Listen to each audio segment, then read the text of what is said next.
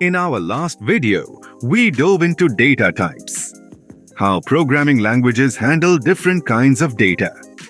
Now, let's tackle a crucial concept in programming: input and output, or I/O.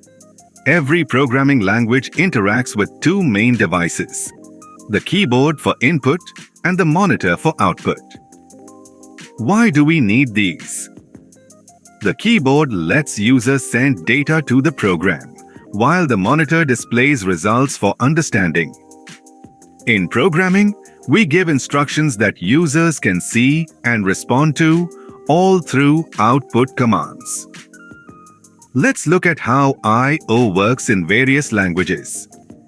C uses scanf for input and printf for output. C++ uses cin and count. Java employs the scanner class and system.out. Print_out, JavaScript uses prompt and document write or console.log. Wow! Almost every programming language has a way to handle input and output, making I/O essential. Remember, input-output is how your program communicates with users. Without it, programming is a one-way street. Stay tuned for our next video.